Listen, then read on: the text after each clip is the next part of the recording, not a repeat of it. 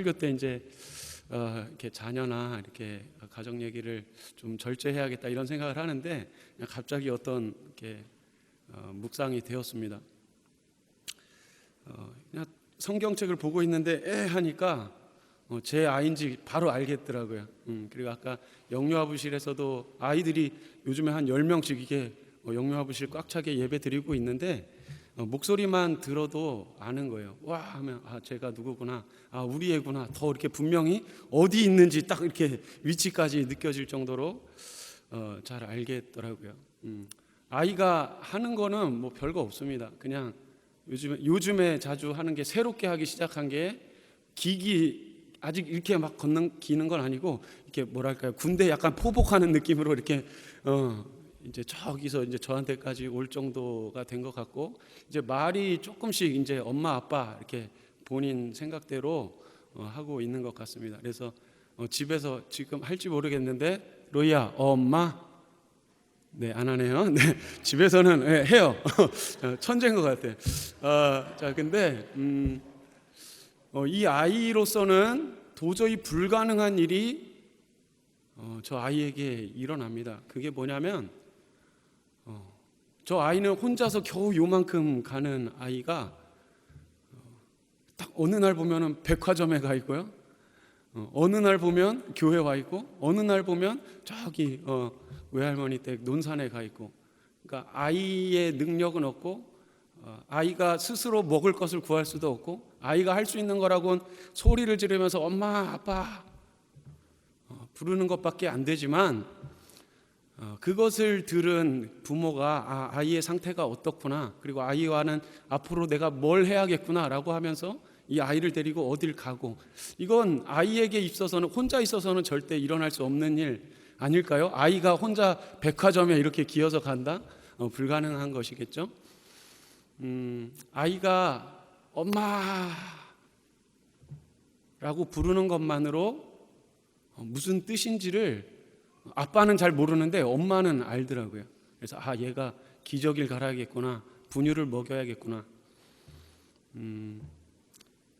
우리도 그 주님께 주님 하고, 내가 다 할 수 있어서가 아니라 내가 아직 아이 같고 내가 신앙생활이라는 게 잘 뭔지 모르겠고 한 순간에도 내가 하나님, 아버지, 주님 이렇게 부르는 것만으로 하나님은 우리를 들으시고 우리에게 가장 필요하고 가장 우리에게 요구되는 것들을, 나보다 나의 모든 삶을 더 잘 아시는 하나님께서 하나님의 길과 하나님의 방법대로 이끌어 가실 것을 믿으면서 그 주님 바라보면서 믿음 생활하는 이 자리에 모두가 되시기를 주님의 이름으로 축복합니다.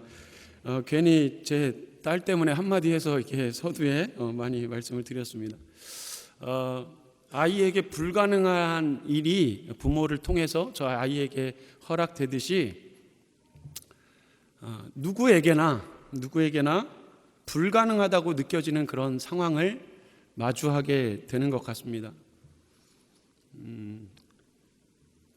그 전에 있던 교회에서 그 아이들에게 이렇게 물어봅니다. 너 어느 중학교 가고 싶냐, 어느 고등학교 가고 싶냐 이렇게 물어보면 이렇게 뭐랄까요, 이렇게 너무나 이렇게 안일한, 그냥 뭐 아무 생각 없이 야 너 공부해서 여기 학교 가봐 그러면 저는 할 수 없어요, 제가 할 수 없는 일이라고 얘기하면서 그렇게 얘기하는 학생들을 가끔 보곤 했습니다. 자기가 그런 학교에 가는 거, 그런 대학에 들어가는 거는 불가능하다, 나는 현실적으로 이 정도 학교를 들어갈 수 있다라고, 여기나 가면 다행이다 이렇게 얘기하는 그런 모습들을 좀 보게 됐습니다.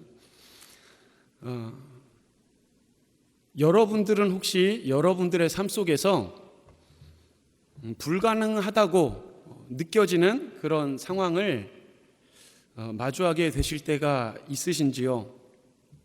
예를 들어 대학이라든지 아니면 누군가의 관계가 회복되는 일이 과연 가능할까?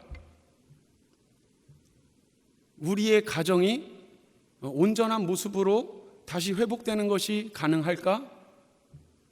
아니면 나도 원하지 않는 나에게 있는 이러한 잘못된 습관들이 바뀌어진다는 거, 아니 내가 예수님을 믿음으로 내가 완전히 새롭게 변화된다는 게 정말 나에게 가능한 일일까? 마음으로는 간절히 바라지만 한편으로는 나는 그렇게 되기는 너무 힘들 거야. 내가 저 친구처럼 저렇게 은혜 받으면서 기도하는 일은 나는 조금 힘들 거야. 그렇게 벽처럼 내 생각을 가로막고 있는 불가능하다고 느껴지는 상황이 혹시 있지는 않으신지요? 오늘 말씀에 느헤미야는 불가능한 현실 앞에 마주해 있었습니다. 그리고 하나님께 지난주에도 말씀드렸지만 계속해서 몇 달이 되도록 100일이 넘도록 그렇게 하나님께 계속해서 기도만 하고 있는 느헤미야였습니다. 우리도 가끔 신앙생활하며 이런 생각을 할 때가 있지 않습니까? 아니 도대체 하나님의 응답은 언제 나에게 임하는 것일까? 하나님의 은혜는, 하나님의 때는 도대체 언제 나에게 허락되는 것일까? 느헤미야는 그런 상황 속에서도 4개월간 하나님의 은혜를 구하면서 계속해서 기도했습니다. 기도의 내용은 자신의 고향 그 예루살렘의 처한 상황을 보면서 이 성벽이 다시 세워지기를 바라고, 성벽이 다시 세워지는 것 그것 자체가 중요한 게 아니라 그 다른 민족들이, 그리고 다른 그런 족속들이 자신의 백성들, 자신의 동족들, 이스라엘 사람들을 유린하고 약탈하고 가난한 사람이 그대로 방치될 수밖에 없는, 그리고 자신의 힘을, 자신의 이야기를 말할 수 없는 그런 백성들을 보며 안타까워하면서 그들도 보호받고 그들도 회복되는 그러한 일이 있길 바라면서 계속해서 느헤미야는 하나님께 기도했습니다. 그런데 불가능한 상황입니다. 여러모로 봤을 때 느헤미야는 간절히 기도하지만 그는 왕의 최측근으로서 왕의 곁에서 자리를 비울 수 없는, 게다가 왕의 총애를 받고 있어서 그 왕의 자리를 비운다는 것은 왕이 허락하지 않을 그런 일이었습니다. 그리고 그 예루살렘의 성벽이 다시 세워진다라고 할 때에 그 주변의 민족들, 그 주변의 나라들이 그것을 가만히 보고 있을 리가 없습니다. 왜냐하면 이스라엘이 힘을 갖게 되면 지금까지 자신들이 충당되었던 그곳이 한 곳이 사라지게 되는 것이니 그것을 가만 보면서 둘 리가 없는 것이었습니다. 그리고 무엇보다 심각한 문제는 그 남아있는 유다 사람들, 이스라엘 사람들은 이 성벽이 재건된다라는 것은 아무런 기대감을 가질 수 없는, 소망을 가질 수 없는 그런 상태였습니다. 여러분들 대학교에서라든지 아니면 회사에서 같이 이렇게 협업을 해보신 분들은 아시겠지만 아무 의지가 없고 아무 소망이 없는 사람과 팀워크를 한다는 게 참 얼마나 어려운 일인지, 그냥 아무것도 안 하고 그냥 무임승차하려고 하는 그 사람 보면 왜 이렇게 얄밉고 그런지, 그러면 막 나도 의욕이 떨어지는 것 같고 그렇게 됩니다. 이스라엘 사람들이 아무 기대가 없었습니다. 그런 사람들과 어떻게 이스라엘 그 성벽을, 예루살렘 성벽을 다시 세울 수 있는 것인가? 지금 상황에서는 그 일을 한다는 것은 불가능한 일이었습니다. 그래서 느헤미야가 했던 것은 계속해서 기도하는 것이었습니다. 자, 오늘 본문 1절 말씀은 그렇게 느헤미야가 계속해서 기도하던 중 어느 날 일어났던 일을 소개하고 있습니다. 1절에 보시면 왕의 술 관원이었기 때문에 자신이 맡은 일을 최선을 다해서 열심히 하던 중이었습니다. 포도주가 왕 앞에 있었고 그 포도주를 왕에게 이건 아무런 위험이 없는 포도주입니다 라고 하면서 그 포도주를 왕에게 드렸습니다. 그러다 느닷없이 어떠한 일이 시작되게 됩니다. 자, 그 열심히 일을 하고 있는 느헤미야에게 왕이 묻습니다. 2절에 보시면 느헤미야, 안색이 왜 이리 안 좋으냐? 무슨 걱정이라도 있는 것이냐라고 그렇게 물어봤습니다. 그러니까 2절 마지막 부분에 보니까 느헤미야가 내가 크게 두려워했다라고 그렇게 기록되어 있습니다. 느헤미야가 두려워한 이유가 무엇일까요? 두려워한 이유가 무엇이냐면 왕이 봤을 때 왕이 밥을 먹는데 낯빛이 어둡고 표정이 좋지 않다. 그것은 왕 입장에서는 이거는 굉장히 불손한 그런 일이었습니다. 그 자리에서 쫓아낼 수도 있는 일이었고 심하면 그 사람을 사형할 수도 있는 그런 일이었습니다. 왜 그러냐?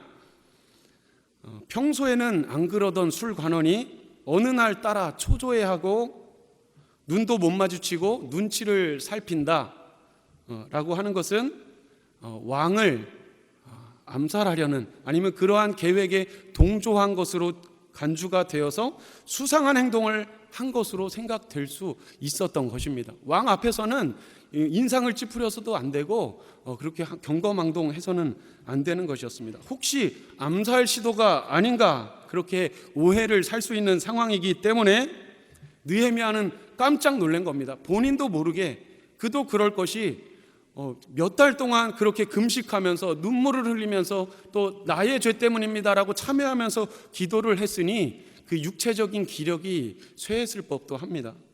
그래서 본인은 충실하게 이렇게 상냥한 표정을 지으려고 노력했겠지만 왕이 봤을 때 그 표정이 너무나 어둡게 보였을 수 있었던 것입니다. 그래서 느헤미야가 그게 아닙니다 폐하라고 하면서 그 이유를 얘기하게 되는데 그 이유가 무엇인가? 오늘 3절 말씀에 보니까 2장 3절 말씀에 왕에게 최대한 공손한 모습으로 왕은 만세수를 하옵소서라고 얘기하면서 그 뒤에 이어서 내 조상들의 묘실이 있는 성읍이 이제까지 황폐해졌고 성문이 불타버렸습니다.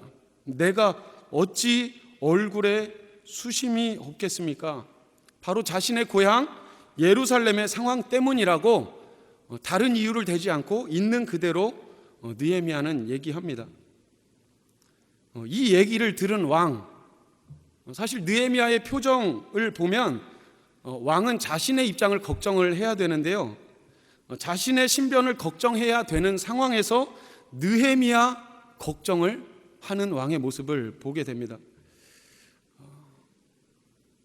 원래는 혼나야 되고 원래는 추궁을 당해야 되는 그 상황인데 왕은 느헤미야 걱정을 합니다. 그때 4달 동안 기도했던 느헤미야가 지금 이 순간이 그냥 일상적인 순간이 아니구나, 뭔가 특별한 일이 일어나고 있구나. 내가 지금 왕이 4절에 아닥사스다 왕이 그 느헤미야에게 얘기합니다. 내가 무엇을 원하느냐 라고 그 왕이 자신을 벌해도 되는 그 왕이 자신에게 선처를 하고자 하는 그런 말을 합니다. 내가 무엇을 원하느냐. 이 뭔가 기도를 하던 중에 일어난 이 일에 대해서 뭔가를 감지를 합니다. 내가 이 답변을 어떻게 하느냐에 따라서 나와 그리고 내 민족과 예루살렘의 운명이 달라질 수도 있겠구나.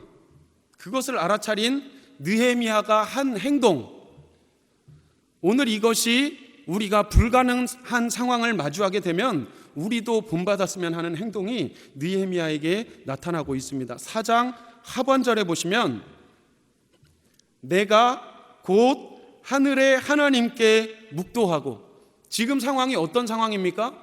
왕이 너 지금 낯빛이 왜 이러냐, 크게 자신을 징계할 수도 있는 그런 상황에서 왕이 내가 무엇을 원하느냐라고 이렇게 물어봤던 그런 상황입니다. 어쩌면 아주 촉각을 다투는 그런 긴급한 상황일 수 있습니다. 그런데 그 왕의 질문 앞에 잠시 느헤미야는 하늘의 하나님께 기도하고 있습니다. 그리고 기도한 후에 왕에게 대답한 내용이 오늘 본문 5절 말씀입니다. 우리 한 목소리로 5절 말씀을 한 목소리로 읽도록 하겠습니다. 시작. 왕에게 아뢰되 왕이 여기시고 종이 왕의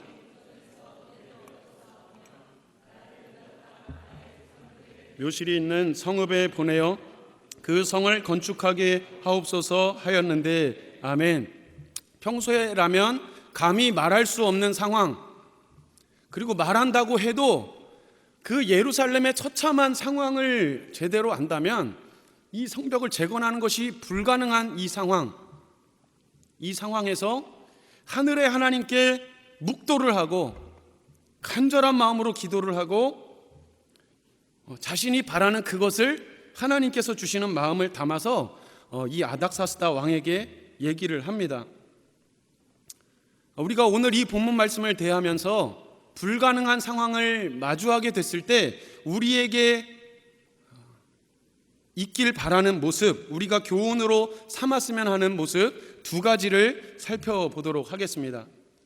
첫 번째는 하나님의 때가 올 때까지 기도하자는 것입니다.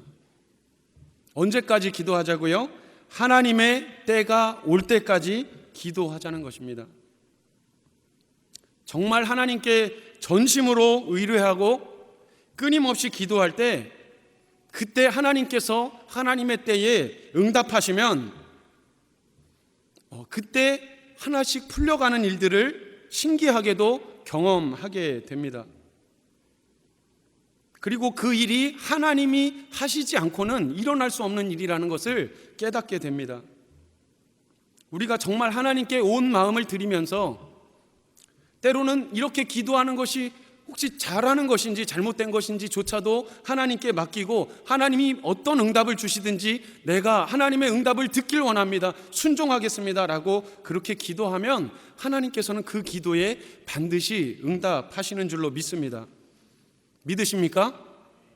하나님은 응답하십니다. 그런데 왜 내 기도에는 응답하지 않으실까? 혹은 나는 왜 기도하고 싶은데 기도가 안 될까? 하나님이 내 기도에 응답하시지 않는 이유, 저는 이렇게 저에 대해서 기도에 대해서 이렇게 생각을 합니다. 하나님이 왜 내 기도에 응답하지 않으실까? 그 이유는 아주 간단합니다. 응답 받을 때까지 기도하지 않았기 때문입니다. 기도하다 안 되니 기도하지 않는 겁니다. 내가 할 수 있는 걸 해야지. 아니, 내가 그렇게 기도했던 것이 어쩌면 하나님을 향해 전심으로 구하지 않았던 것인지도 모르겠습니다. 그러나 내가 전심으로 내 뜻과 나의 능력과 내가 할 수 있는 그 모든 수단과 방법을 동원해도 내가 이룰 수 없는 그런 것을 하나님께 구하고 하나님께 전심으로 매달리면 하나님은 반드시 응답해 주십니다. 여러분들 기도하실 때 정말 간절하시다면 그 기도를 포기하지 마시길 바랍니다. 기도는 채워야 될 분량이 있습니다. 어떤 기도는 하루 기도하면 그게 응답받을 때가 있고, 어떤 기도는 내가 정말 이것이 하나님 앞에 간절합니다라고 그 끊임없이 시간이 날 때마다 하나님께 기도하면 그 간절함으로 나아간다면 하나님께서는 그 기도에 응답하시는 것입니다. 그 기도가 채워져야 그것이 나에게 응답된다는 것을 기억하시기를 바랍니다. 포기하면 기도의 응답을 받을 수가 없는 것입니다. 오늘 이 느헤미야는 언제까지 기도했습니까? 응답 받을 때까지 계속해서 기도하고, 그리고 기도만 한 것이 아니라 자신이 하는 일을 최선을 다해서 노력하면서 그 왕의 신뢰를 얻어가며 느헤미야는 최선을 다해서 일했습니다. 그리고 하나님 앞에 간절한 그 마음을 온 마음을 다해서 올려드리는 기도를 끊임없이 응답받을 때까지 계속해서 올려들었습니다. 그리고 마침내 그러던 어느 날 나의 일상 중에 하나님의 때가 왔을 때 기도하던 느헤미야는 그때가 하나님의 때라는 것을 깨달았고 평소에는 할 수 없는 담대한 말을 왕에게 할 수 있었던 것입니다. 혹시 여러분 기도가 잘 안 되신다면 그것을 당연한 것으로 아셔야 합니다. 기도하는 것이 잘 안 되는 것이 당연합니다. 왜냐하면 우리가 하나님과의 관계 안에서 하나님께 은혜 받는 것을 싫어하는 대적들이 존재하기 때문입니다. 바로 마귀입니다. 하나님의 응답을 받고 하나님의 은혜를 받고 하나님의 그 계획과 하나님의 뜻 가운데 내가 다스림을 받길 원합니다라고 이 세대 속에서도 일어나는 사람들이 생겨나는 것을 마귀는 가장 싫어합니다. 그래서 대적합니다. 하나님이 원하시는 기도, 그것은 주님이 내 안에 계시고 지금 이 시간 나의 기도를 들으신다라고 하는 확신이 들 때까지 여러분 기도하시기를 바랍니다. 기도하려고 하는데 기도가 잘 안 될 때 따라합시다. 그것이 당연합니다. 2분 앉아있다가 내 마음이 뭔가 기도줄이 안 잡히네 그러고 일어나지 마시고 뭔가 이 기도가 내가 말을 잘해서 되는 것이 아니라 성령님께 붙들림 받아서 그 성령께서 말하게 하시는 것이 참된 기도라는 것을 안다면 우리는 안 된다고 너무 쉽게 포기하면 안 되는 것이죠. 가만히 그 주님의 임재를 기다리면서 성령님이 나를 사로잡으실 그때를 기다리면서 그 주님의 이름을 부르면서 하물며 아기가 와 이렇게만 해도 그것이 이루어지는데 하나님 내 기도의 문이 열리게 하여 주시고 하나님이 지금 이 시간 나의 기도를 듣고 계심이 100% 확신이 되면서 내가 기도하는 이 기도가 되게 하여 주시옵소서. 그렇게 기도할 때에 그리고 간절함으로 날마다 그렇게 기도할 때 하나님께서는 그 끊임없는 기도 가운데 들으시고 응답하시고 불가능한 것 같은 그 상황을 하나씩 열게 하여 주실 줄로 믿습니다. 안 될 것 같다고 생각하는 그 경고했던 것들이 하나씩 풀려지는 일을 경험해야 됩니다. 기도를 통해서. 그때 그 하나님이 주시는 편안해짐 그리고 무거운 짐을 지고 가는 것 같던 그 상황에서 하나님이 내 기도를 듣고 계신다라는 확신이 들었을 때 그 자유해짐을 우리가 기도 가운데 확신하면 우리는 그것 때문에 계속해서 기도하고 하나님의 뜻 가운데 거할 수가 있는 것입니다. 내 의지로 할 수 있는 것이 아니라는 것이죠. 하나님의 때가 올 때까지 기도해야 합니다. 그리고 우리가 두 번째로 교훈으로 삼았으면 하는 것은 기도하는 사람에게 하나님의 지혜를 주신다는 것입니다. 기도하는 사람은 하나님의 지혜가 임하고 그 지혜가 있는 말과 행동을 한다는 것입니다. 오늘 본문 3절에 보시면 왕에게 대답하되 예루살렘이라고 하는 표현을 안 하고 내 조상들의 내 묘실이 있는 성읍 이렇게 얘기를 하게 됩니다. 첫 번째로 이렇게 말한 이유는 한 14년 전에 이 일이 있기 14년 전에 그 예루살렘을 재건하는 그 일을 아닥사스다가 그 다른 사람들이 막 상소를 하는 겁니다. 왕이시여, 이렇게 되면 이 예루살렘 예전부터도 다른 나라에 대해서 반란하는 것을 일삼았던 이 예루살렘이 다시 강건하게 되는 것이고 그러면 반드시 이 페르시아에 대해서도 반역을 하게 될 것입니다.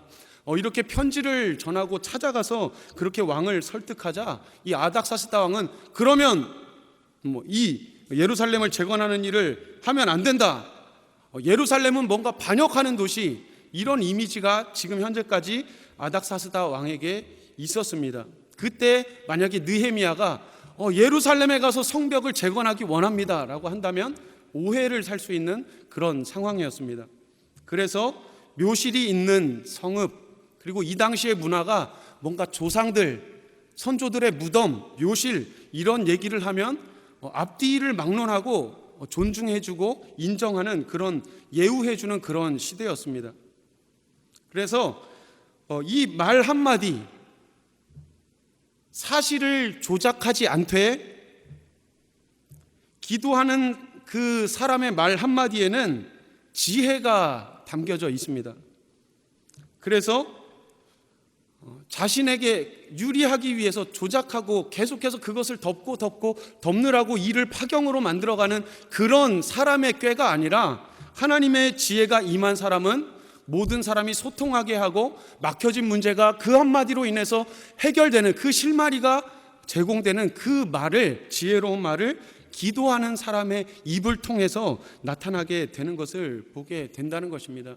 이 자리에 저와 여러분이 이러한 지혜 있는 말을 하시는 저와 여러분 되시기를 주님의 이름으로 축복합니다.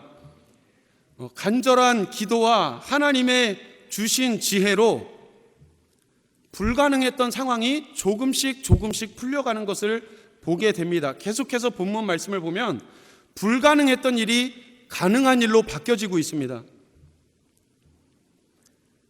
왕의 조서를 통해서요, 예루살렘까지 가는 그 길을 아무도 막지 못하도록 왕이 그것을 조서를 내려줍니다. 아무도 막을 수가 없는 겁니다. 유다로 갈 때까지 아무도 그것을 약탈할 수 없고, 아무도 그것을 막을 수 없고, 그것을 왕이 약속을 해줬습니다. 뿐만 아니라 공사에 필요한 목재들과 모든 재료들을 그 페르시아가 제공을 합니다. 뿐만 아니라 이 느헤미야가 하루빨리 갔다 왔으면 좋겠으니 중간에 가다가 지체되지 않도록 왕의 군대를 붙여서 그 무리들이 안전히 예루살렘까지 갔다 돌아올 수 있도록 경호까지 하는 일이 일어나게 됩니다. 불가능했던 일이 하루아침에 가능한 일로 바뀌어져 버리게 된 것입니다. 이것이 하나님의 일하실 때 나타나는 역사라는 것을 믿으시기를 바랍니다. 하나님의 응답이 이루어지면 여리고성 같던 문제가 하루아침에 무너지게 되는 그 신기한 일이 우리의 삶에도 이루어진다는 것을 믿으시기를 바랍니다. 그리고 느헤미야는 이 모든 것을 아닥사스다 왕 때문이다 라고 얘기를 하질 않았습니다. 느헤미야는 시선을 놓치지 않았습니다. 오늘 본문 말씀 8절 말씀을 한 목소리로 읽고 말씀 정리하고 마치겠습니다. 8절 말씀 함께 읽습니다. 시작. 또 왕의 삼림 감독 아삽에게 조서를 내리사 그가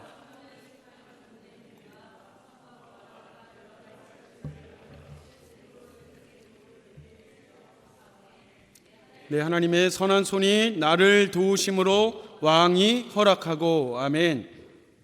내 하나님의 선한 손이 나를 도우시고. 아멘. 그 하나님의 손이 여러분들의 삶을 붙드시고 인도해 주시기를 주님의 이름으로 축복합니다. 왕이 한 것이 아니라 하나님이 하신 것입니다. 정말 그 하나님의 손을 바라보는 사람은 내가 한 것이라고 말하지 않습니다. 내가 가진 돈이 한 것이다 라고 말하지 않습니다.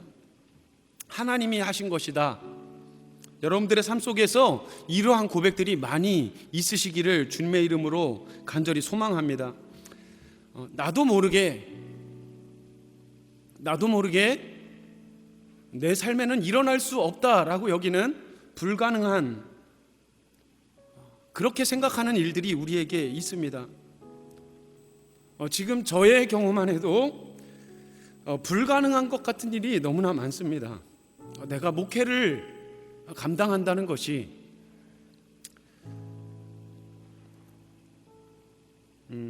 하루에도 수없이 괴롭힐 때가 있습니다. 과연 내가 합당한 사람일까? 여러분들은 어떻습니까? 크리스천으로 산다는 것, 어떤 때는 교회에 오는 게 도저히 불가능합니다 라고 여길 때가 있고, 하나님, 제가 이 거듭되는 죄의 문제에 대해서 내가 완전히 변화되고 싶습니다, 다시는 넘어지기를 원하지 않습니다라고 하며 어느 날 또 그 문제에 넘어져 있는 그 모습을 보며 나는 불가능한 것 같다.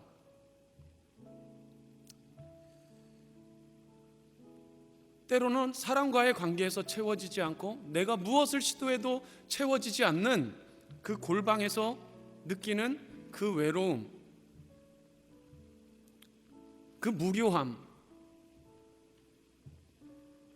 끊고 싶은데 끊어지지 않는 싫은데 벗어날 수 없는, 온전해지고 싶은데 여전히 그대로인 그런 불가능하다고 여겨지는 일이 우리의 삶 속에 있지는 않습니까? 내가 신앙인으로서 전도하는 것, 내가 정말 성령 받고 뜨겁게 그 주님 앞에 예배드리는 것,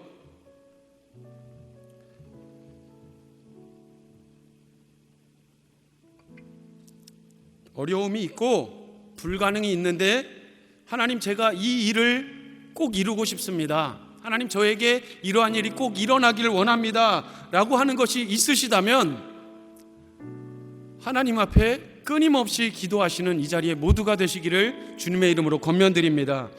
느헤미야 마음 같은 그런 심정으로 하나님 앞에 기도하십시다. 하나님의 은혜를 구하시기를 바랍니다. 우리 이 시간 다 같이 자리에서 일어나셔서 그렇게 하실 수 있는 그 주님 앞에, 우리 이 시간 주님 앞에 이 찬양으로 우리의 마음과 우리의 예물을 주님 앞에 올려드리며 결단하는 찬양을 올려드리겠습니다.